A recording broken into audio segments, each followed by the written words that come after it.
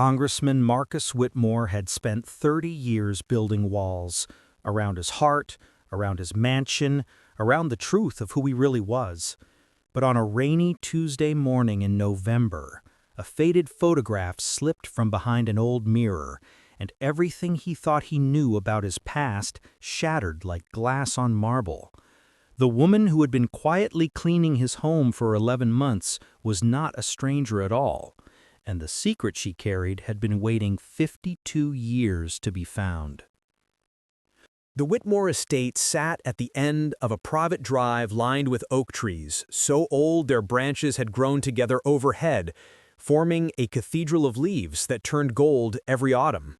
Marcus loved those trees. They were the one thing about the property he hadn't inherited. They had been planted by his grandmother in 1952, the year she arrived in America with nothing but a suitcase and a heart full of impossible dreams. At 67, Marcus still walked the grounds every morning at 6, rain or shine. His security detail had learned not to follow too closely. These walks were sacred. They were the only time he allowed himself to remember the boy he used to be, before politics, before the money, before the loneliness that had settled into his bones like winter frost. The house itself was a Georgian Revival masterpiece, 12,000 square feet of polished mahogany, Italian marble, and windows that caught the sunrise in ways that still took his breath away. But for all its beauty, the house felt empty. His wife Catherine had passed 4 years ago. His daughter Elizabeth lived in London now, too busy with her own life to visit more than twice a year. And his son Michael hadn't spoken to him in 3 years, not since their argument about the family foundation, the one that ended with Michael walking out and never looking back. Marcus poured himself coffee in the kitchen, the same kitchen where Catherine used to make pancakes on Sunday mornings. The pancake griddle still sat in the cabinet beside the stove. He couldn't bring himself to move it, even though he hadn't used it once since she died. The cleaning service arrived at 8, as they always did. Marcus usually retreated to his study by then, buried in briefings and constituent letters and the endless paperwork of a congressional career that had spanned 30 decades. But today, something made him linger. The woman who came through the back door was in her early 60s, with silver-streaked hair pulled back in a neat bun and eyes the color of strong tea.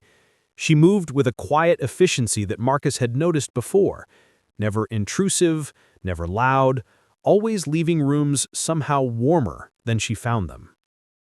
Her name was Elena Vasquez. She had been cleaning his home for 11 months, ever since the previous service had closed and his assistant had hired a new company. Marcus knew almost nothing about her, and she seemed to prefer it that way. But today, something was different. Elena paused in the doorway of the kitchen, her hand on the frame, her eyes fixed on something across the room.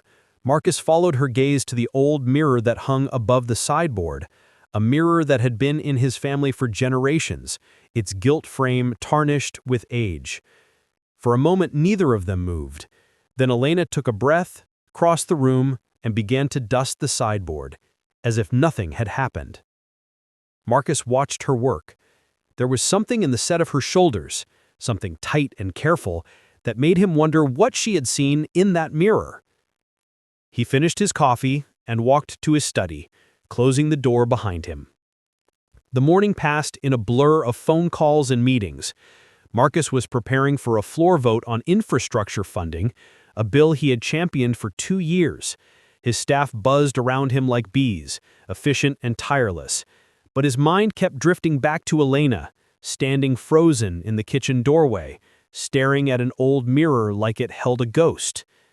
At noon, his assistant brought him lunch, a salad he didn't want, and a briefing he couldn't focus on. He pushed both aside and walked to the window, looking out at the oak trees swaying in the November wind. Catherine used to say the trees whispered secrets. She believed in things like that, fate, signs, the universe nudging you toward where you needed to be. Marcus always smiled and nodded, too practical to believe in anything he couldn't touch. But standing at that window, watching the leaves spiral down like golden confetti, he felt something stir in his chest. A restlessness. A question he couldn't name. He left to study and walked back to the kitchen. Elena was gone, but the mirror was still there, gleaming faintly in the afternoon light. Marcus crossed the room and stood before it, studying his own reflection. The silver hair, the deep lines around his eyes, the face of a man who had spent a lifetime winning battles and losing people. He didn't know what he was looking for, but something made him reach up and touch the frame, running his fingers along the tarnished gilt. The frame shifted. Marcus frowned. The mirror had hung in the same spot for as long as he could remember, steady and immovable. But now, as he pressed gently against the corner, he felt something give way behind it. He lifted the mirror from its hook and set it carefully on the sideboard. Behind it, tucked into a small gap in the wall, was a manila envelope, yellowed with age. Marcus's heart began to beat faster.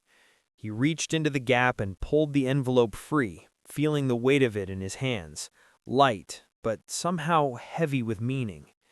He opened the flap and shook out the contents. A single photograph fell onto the sideboard. Black and white, its edges soft with time.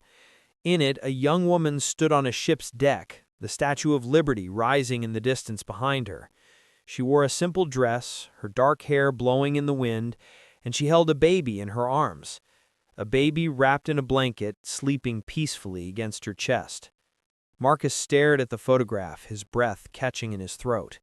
The woman in the picture was his grandmother. He recognized her immediately. The high cheekbones, the determined set of her jaw, the fierce tenderness in her eyes. He had seen the same expression in dozens of family photographs, heard stories about her courage 100 times. But the baby in her arms was not his father. His father had been born in 1955, 3 years after his grandmother arrived in America. The family history was clear. His grandmother had come alone, a young widow escaping a war-torn country, and had rebuilt her life from nothing. She had married Marcus's grandfather in 1954, and their son, Marcus's father, had been born the following year. But this photograph told a different story. He turned it over. On the back, in faded pencil, someone had written a single line, "Mira, 1952, my heart, my secret, my sorrow." Mira. The name meant nothing to Marcus. He had never heard it before, but the handwriting was unmistakably his grandmother's, the same elegant script he remembered from birthday cards and letters preserved in a box in his study. He sank into a chair, the photograph trembling in his hands. His grandmother had arrived in America with a baby named Mira, a baby who had never been mentioned, never acknowledged, never woven into the careful tapestry of family history. What had happened to her? He looked at the photograph again, at the tiny face pressed against his grandmother's chest, at the blanket wrapped so carefully around the sleeping child, and he knew with a certainty that went deeper than logic that the answer to this question was going to change everything. He didn't know, yet, that Elena Vasquez held the other half of this secret. He didn't know that she had been searching for this photograph for 50 years. And he didn't know that the discovery waiting for him at the end of this road would not only rewrite his family's past, it would show him what it truly meant to come home. But the first step had been taken. The mirror had moved. The envelope had been found. And somewhere, in a small apartment across town, Elena Vasquez was sitting by her window, watching the same oak leaves fall, whispering a prayer to a sister she had never stopped looking for. Elena Vasquez had not planned to work as a cleaning lady. She had been a school teacher in Bogota for 31 years, beloved by 3 generations of students who still sent her letters on her birthday. But when the school closed and her pension disappeared in a bureaucratic tangle, she had followed her daughter to the United States, hoping to start over at an age when most people were thinking about rest. Her apartment was small, a one-bedroom in a building that had seen better days, but she had made it beautiful. There were plants on every windowsill, their leaves reaching toward the light. There were photographs on the walls, faces from a life lived fully, memories she carried like stones in her pocket.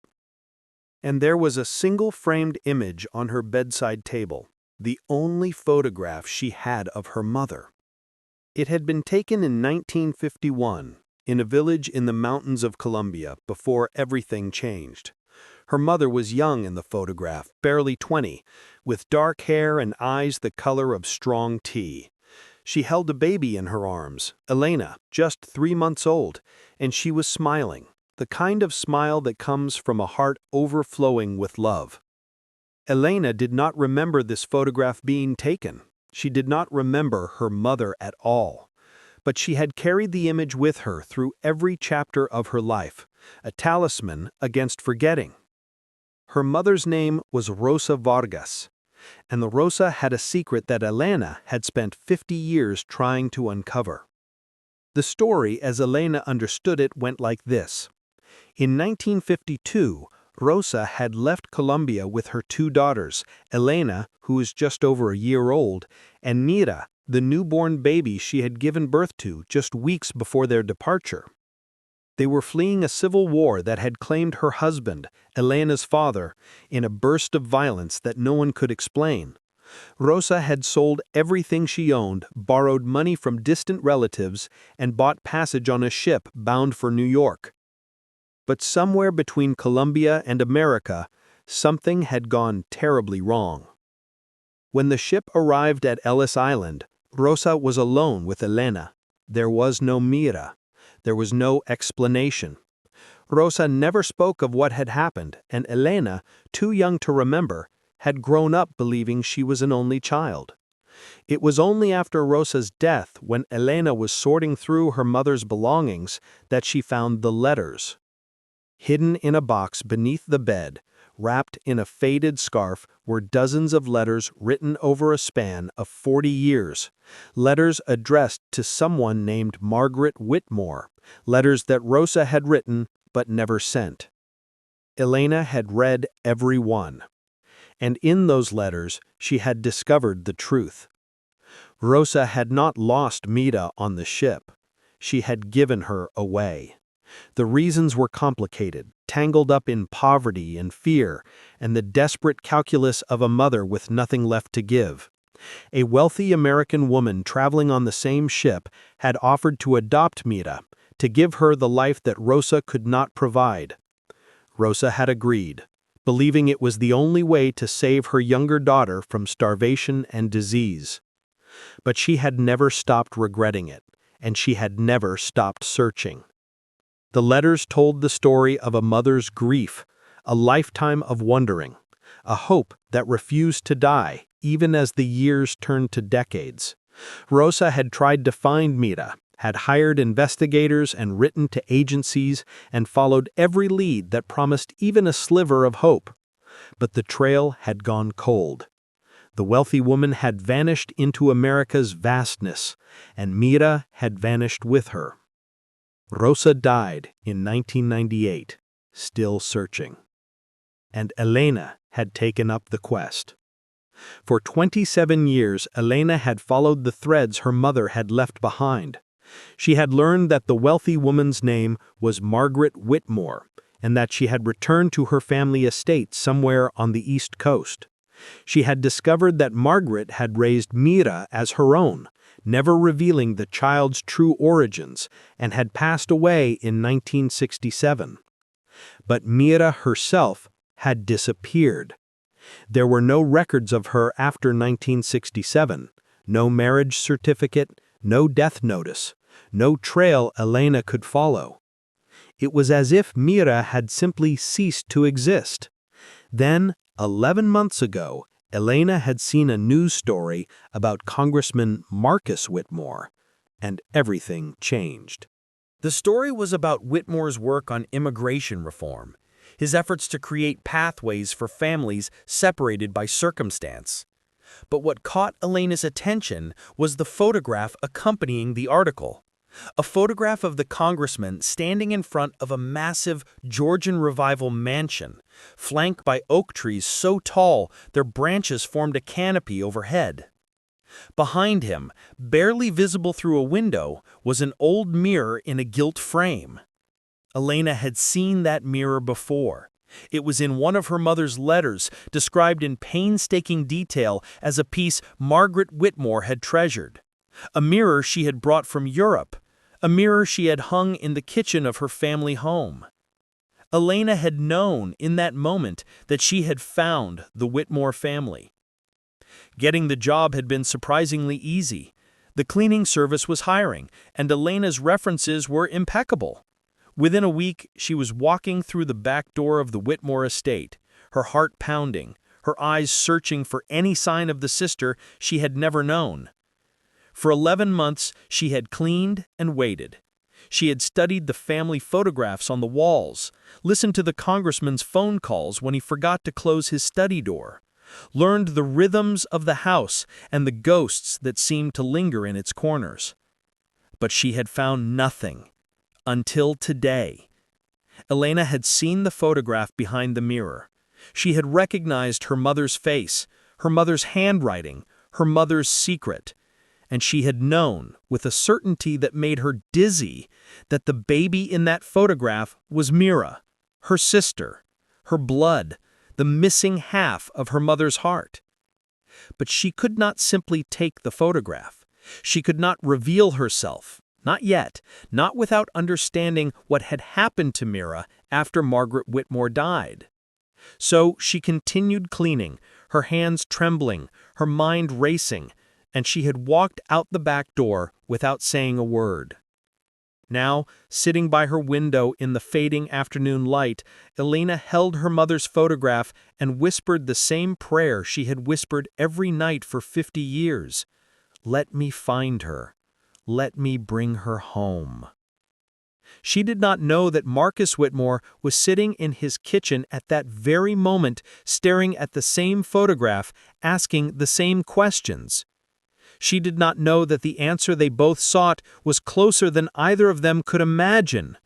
And she did not know that the next time she walked through the back door of the Whitmore estate, everything, her past, her present, her understanding of what it meant to be family, was about to change forever. But the oak trees knew. They had been watching for 70 years, their branches swaying in the wind, their roots holding secrets that were finally ready to rise. Marcus did not sleep that night.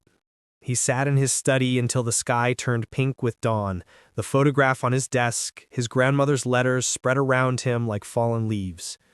He had read every word she ever wrote him. Birthday cards, holiday greetings, the long, loving letter she had sent when he graduated from law school, but he had never seen anything like the sentence on the back of the photograph. My heart, my secret, my sorrow. His grandmother had been the most honest person he knew. She had taught him that integrity was worth more than gold, that a man's word was his bond, that secrets were poison to the soul. And yet she had carried this one for 50 years, hidden behind a mirror, never spoken aloud. Why? The question gnawed at him as the sun rose over the oak trees. He canceled his morning meetings, told his staff he was working from home, and sat alone in the kitchen, waiting for the cleaning service to arrive. Elena came through the back door at 8, as always. But today Marcus was ready. He stood as she entered, the photograph in his hand. Elena froze, her eyes going wide, and for a long moment neither of them spoke. Then Marcus held out the photograph, and his voice was gentle, the voice he used with constituents who came to him in tears, the voice Catherine had always said was his best quality. I found this behind the mirror, he said, and I think you know something about it. Elena's hand went to her heart. She took a slow breath, and Marcus saw something in her eyes that he recognized, the look of someone who had been carrying a burden too heavy to bear alone. May I sit down? She asked. Marcus nodded and gestured to the chair across from him. Elena crossed the room and sank into the seat, her hands folded in her lap, her gaze fixed on the photograph. For a long moment there was only silence. Then Elena began to speak. She told him everything. She told him about Rosa, about the ship, about the choice a desperate mother had made in the darkest hour of her life. She told him about the letters she had found after Rosa's death, the decades of searching, the trail that had led her here, to this kitchen, to this photograph, to the man sitting across from her with grief and confusion written across his face. And she told him about Mira. "She was my sister," Elena said, her voice barely above a whisper. "The baby in that photograph. Your grandmother adopted her in 1952, gave her a new name, a new life. My mother never stopped loving her, never stopped searching." Marcus felt the floor shift beneath him. He gripped the edge of the table, his mind racing to catch up with what he was hearing. "My grandmother adopted her," he repeated slowly. "You're saying the baby in this photograph is my aunt?" Elena nodded. "Your grandmother named her Margaret after herself. She raised her as her own daughter, here in this house until she passed away in 1967. After that, she trailed off, her eyes glistening. After that, the trail went cold. I have searched for 27 years, Congressman. I have hired investigators, written to agencies, followed every lead I could find, but no one knows what happened to Margaret, to Mira, after your grandmother died." Marcus stared at her. His mind was a whirlwind of dates and names and questions, but one thought rose above the rest, clear and sharp as a bell.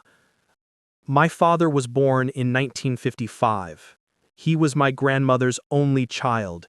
If she adopted a daughter in 1952... He stopped, the realization crashing over him like a wave.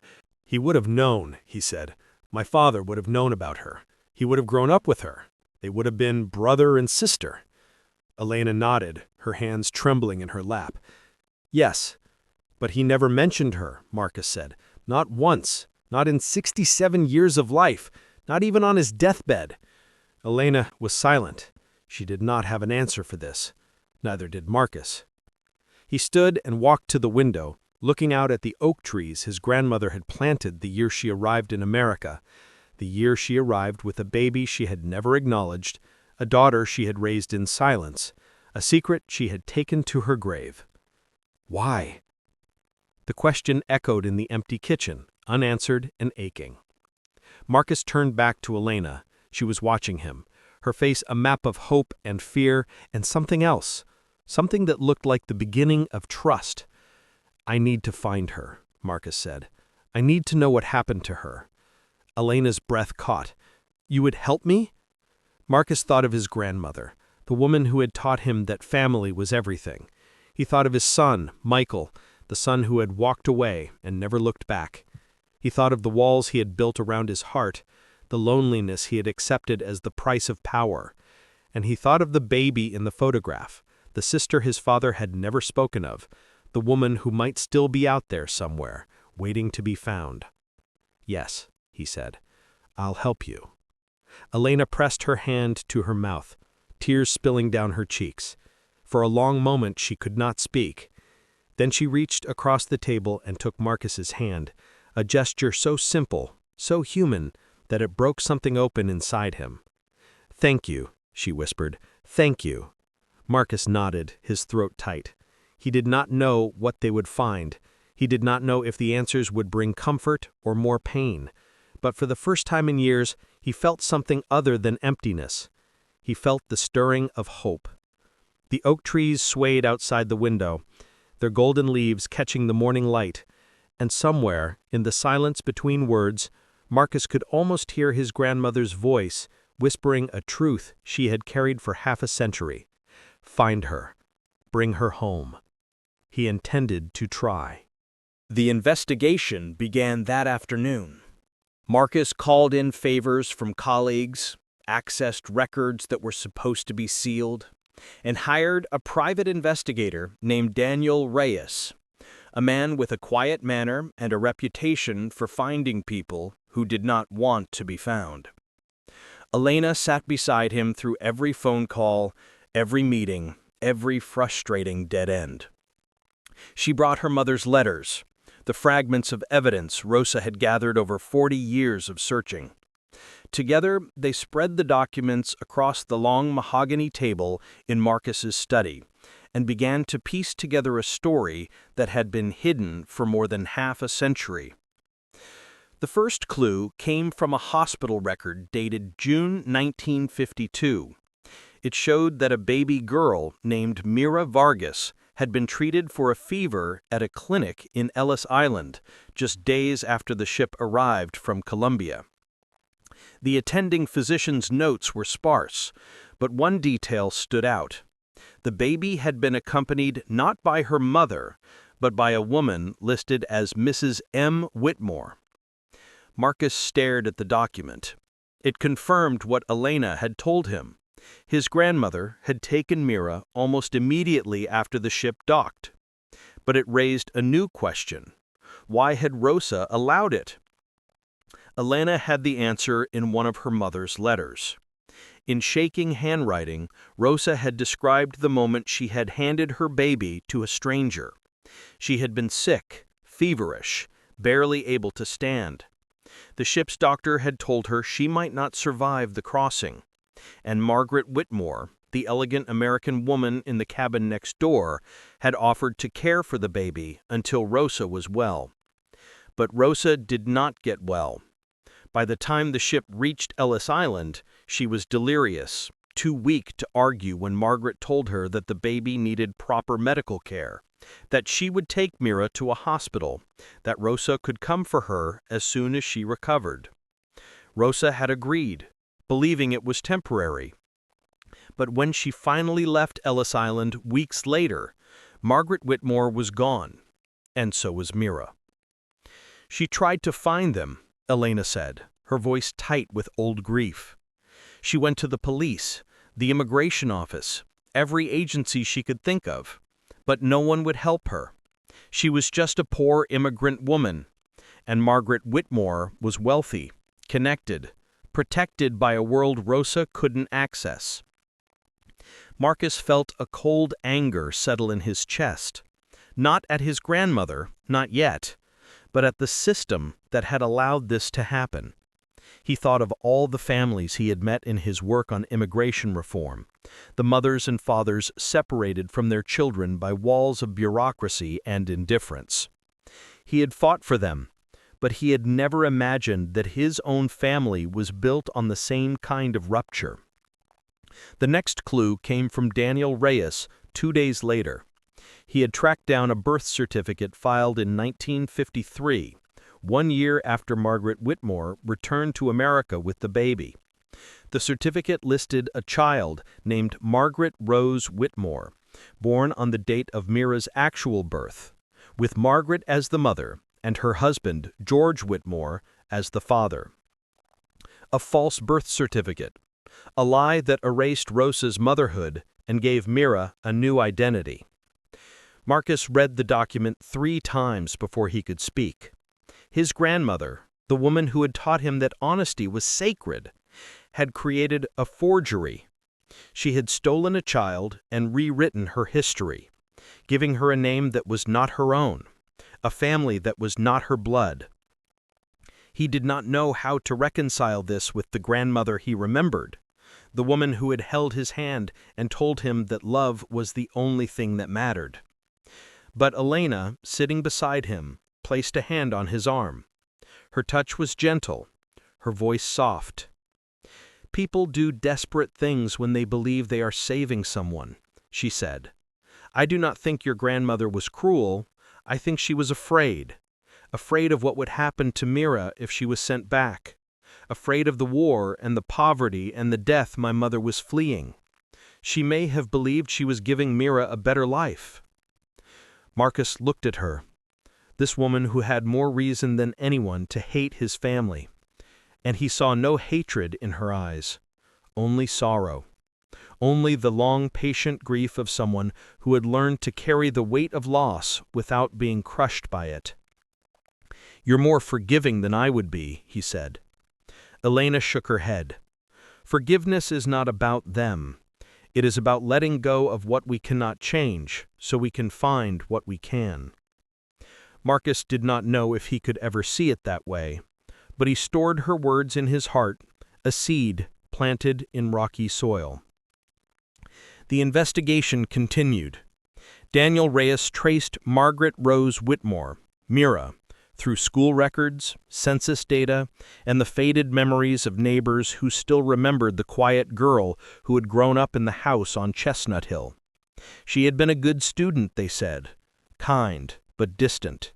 She kept to herself, spent hours in the garden, and was rarely seen without a book in her hands. In 1967, when Margaret the Elder died, Mira was 15 years old. The estate passed to Marcus's father, who was just 12 years old at the time. Both children were sent to live with distant relatives, Marcus's father to an aunt in Philadelphia, and Mira to a cousin in upstate New York. And then the trail went cold. No one knew what had happened to Mira after that. The cousin she had been sent to had died in 1985, and her records had been lost in a house fire. There were no marriage records, no employment records, no trace of the girl who had once lived in the room at the end of the hall, who had once been part of this family. Marcus stood in that room now, empty except for dust and shadows. It had been converted to storage decades ago, filled with boxes and old furniture that no one remembered buying. But Elena had found something in the corner, a small wooden box, carved with flowers, barely visible beneath a stack of moth-eaten blankets. Inside the box was a diary.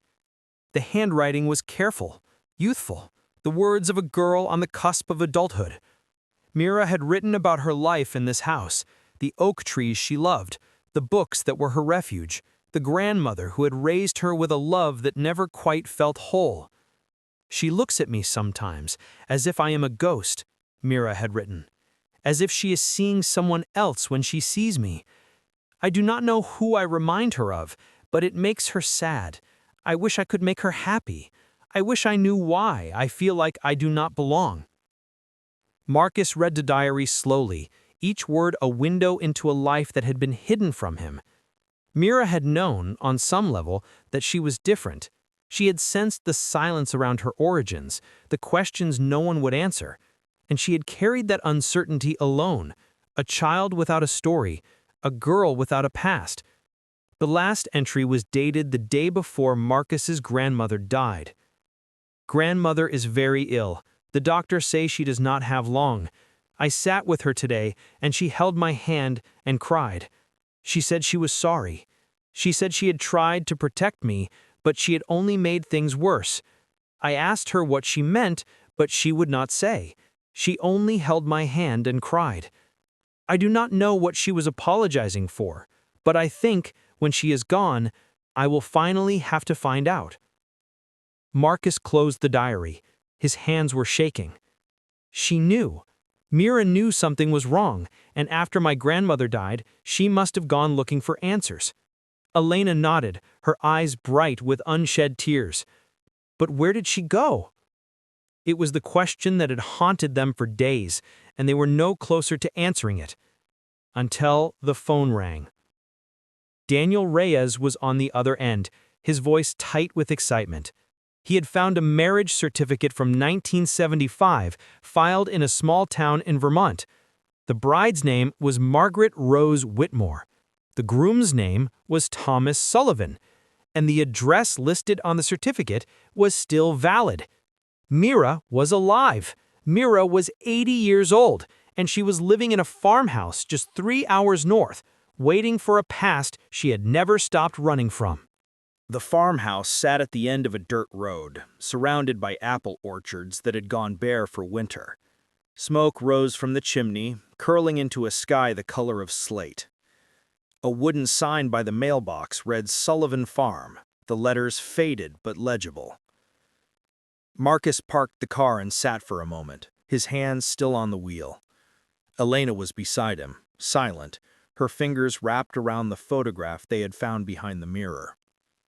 They had driven through the night, too anxious to sleep, too afraid to hope.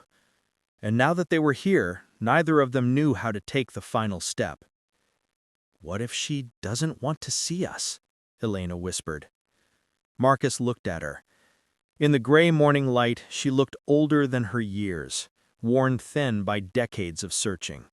But there was a light in her eyes that he had not seen before, the light of someone standing on the edge of something vast. "Then we'll respect her wishes," he said. "But we have to try." Elena nodded slowly. She opened the car door and stepped out into the cold. The walk to the front door felt endless. Marcus's heart pounded in his chest louder than any applause he had ever received on the floor of Congress. He thought of his grandmother, his father, the secrets that had wound through this family like poison.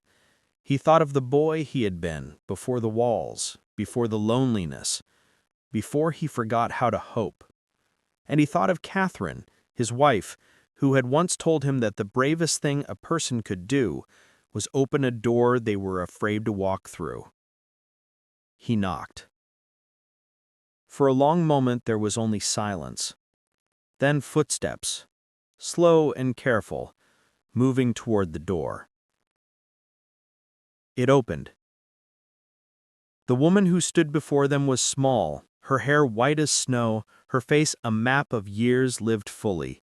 She wore a green cardigan, the same color as the oak leaves in autumn, and her hands were dusted with flour, as if she had been interrupted in the middle of baking. But it was her eyes that made Marcus catch his breath. They were the color of strong tea, the same eyes Elena had described, the same eyes that looked out from the photograph in her hand. Mira. For a long moment no one spoke. Then Elena stepped forward, holding out the photograph with trembling hands. "My name is Elena Vasquez. My mother's name was Rosa, and I have been looking for you for 50 years.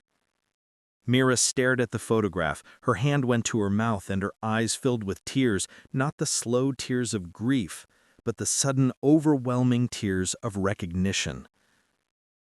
"Rosa," she whispered. I remember her name. It was the only thing I ever knew for certain." Elena let out a sob. "You remember?" Mira nodded, her voice breaking. "When I was 15, the night before my grandmother died, she told me the truth. She told me about the ship, and the sick woman, and the baby she had promised to care for. She said my real mother was named Rosa, that she had never stopped loving me, that she had tried to find me, but the world had kept us apart." She reached out and took Elena's hand, the hand of a sister she had never met, the hand of a family she had lost before she could remember.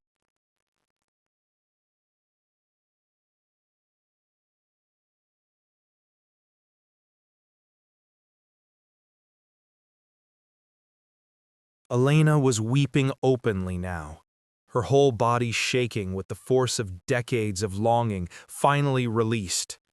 "She died in 1998, she said. "She never stopped looking for you. She wrote you letters every month, even though she never sent them. She loved you until the day she died." Mira closed her eyes. The tears ran down her cheeks, disappearing into the lines of her face. "I knew," she whispered. "I always knew." They stood there, two sisters reunited after 72 years, holding hands in a doorway while the wind blew through the apple orchards and the sky began to lighten in the east. Marcus watched them, a lump in his throat. He thought of his grandmother, the woman who had built this family on a foundation of secrets. He thought of his father, the brother who had never spoken of the sister he had lost. And he thought of his own son, Michael, the child he had driven away with his pride and his stubbornness. He had spent his whole life building walls. Maybe it was time to start tearing them down. Mira turned to him, her eyes bright with unshed tears. "You must be the Congressman," she said. "The one who inherited the house on Chestnut Hill?" Marcus nodded. "Your nephew, apparently." Mira smiled, a real smile, the first one Marcus had seen on her face. I always wondered what happened to that house. I used to dream about it. The oak trees, the old mirror, the kitchen where grandmother used to make pancakes on Sunday mornings. Marcus caught his breath. You remember the pancakes? Of course, Mira said. She made them every Sunday without fail.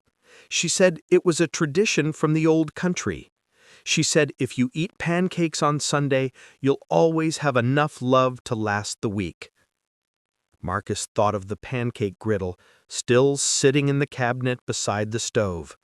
He thought of Catherine, who had continued the tradition without ever knowing where it came from. And he thought of all the Sundays he had spent alone since she died, too sad to make pancakes for one. Would you like to see it again? The house? The trees? The kitchen? Mira hesitated.